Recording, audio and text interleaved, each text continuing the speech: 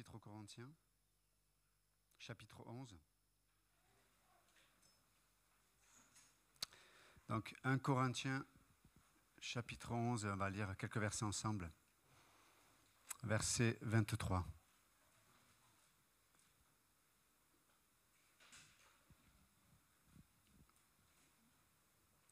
Car j'ai reçu du Seigneur ce que je vous ai enseigné. C'est que le Seigneur Jésus, dans la nuit où il fut livré, prit du pain, et après avoir rendu grâce, le rompit et dit : Ceci est mon corps qui est rompu pour vous. Faites ceci en mémoire de moi.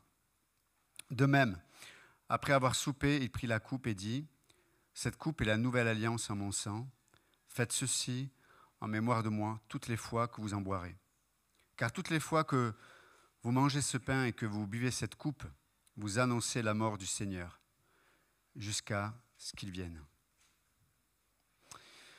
Donc, à travers ce passage, il y a deux mots qui, pour moi, ce matin, je voudrais que nous puissions souligner ensemble. C'est en mémoire de moi. Et l'autre mot, c'est ce que vous annoncez la mort du Seigneur. Donc, c'est intéressant de voir que la Sainte Seine, elle a alors déjà, c'est une ordonnance que le Seigneur nous a donnée, mais on reconnaît que Dieu ne fait jamais les choses par hasard, même si on ne comprend pas tout ce que Dieu fait ou tout ce que Dieu pourrait nous demander. Mais là, en l'occurrence, la Sainte Seine, c'est un acte que nous prenons ensemble, mais en vue, comme on vient de le lire, d'entretenir quelque chose qui est dans notre esprit, dans notre cœur, dans nos pensées. Et là, en l'occurrence, c'est quoi ? Jésus dit, chaque fois que vous le faites, c'est pour que vous puissiez vous souvenir de moi. Voilà. Et ce qui est logique, parce que vous êtes d'accord avec moi, Jésus n'est pas au milieu de nous, physiquement. J'ai entendu certains là dire... avant que je finisse ma phrase, je vous ai entendu dire « Si, le Seigneur est au milieu de nous ».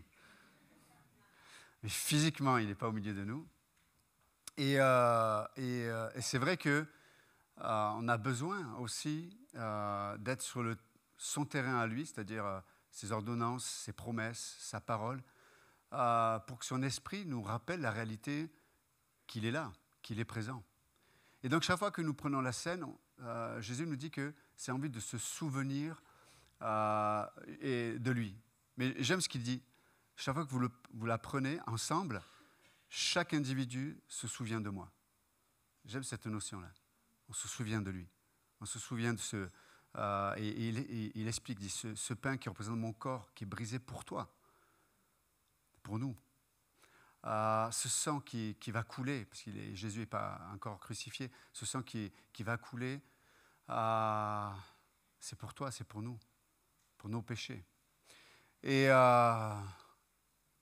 au-delà de l'œuvre que Jésus a fait, il nous dit, mais mon œuvre révèle qui je suis vraiment.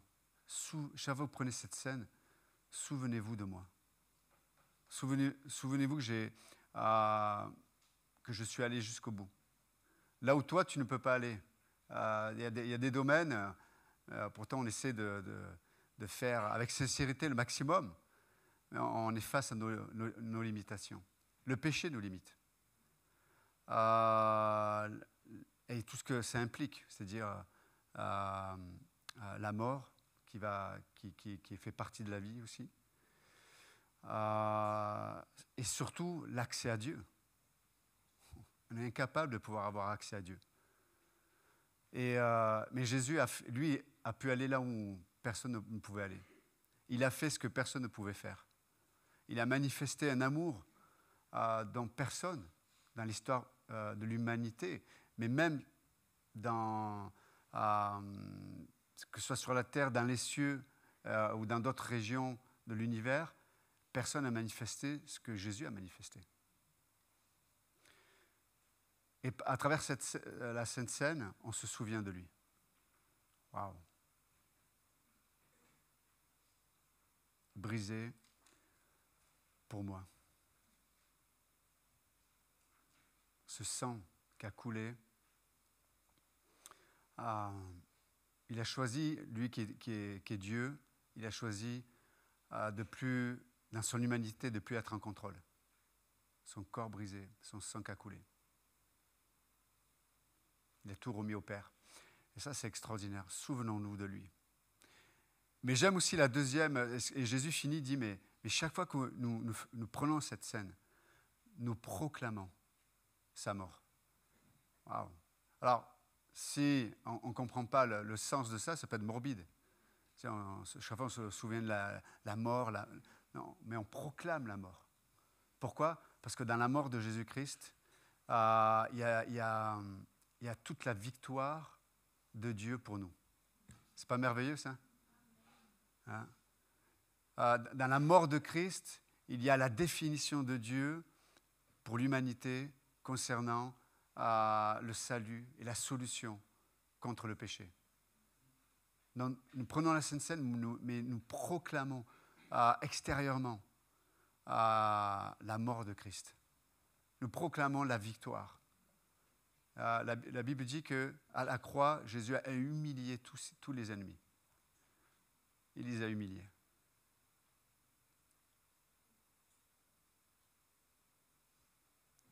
Mais ce n'est pas fini. Faites-le pour proclamer la mort de Jésus jusqu'à qu'il vienne, jusqu'à qu'il revienne. Et ça entretient notre âme, c'est une réalité, c'est qu'il va revenir. Alors peut-être nous on ne le verra pas, mais in fine, il est vivant, il va revenir. C'est pas merveilleux ça ? Quelle espérance. Mais Jésus nous dit que ce souvenir, cette proclamation et cette espérance, elle ne peut s'entretenir que dans la réalité du corps de Christ aussi. On prend la Sainte Seine dans l'unité ensemble. Parce que Jésus-Christ, bien qu'il soit mort pour moi et que son sang a coulé pour moi, il a créé une nouvelle entité qui est l'Église, qui est le corps de Christ. Et la plénitude de Christ est dans chacune de nos vies. Parce qu'on a reçu l'Esprit de Dieu. C'est pas merveilleux ça ?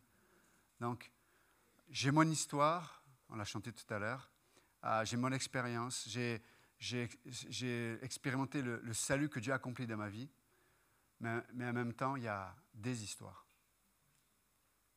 Et Dieu a accompli un salut dans la vie de chacun. Et nous sommes un. C'est un mystère, c'est l'unité que Dieu propose, que ce soit dans sa nature, mais même dans le corps de Christ, est un mystère. Le monde essaie de le créer, mais ça ne marche pas. Donc ce matin, nous allons entendre un chant, et à la fin du chant, nous prendrons les éléments ensemble. Amen.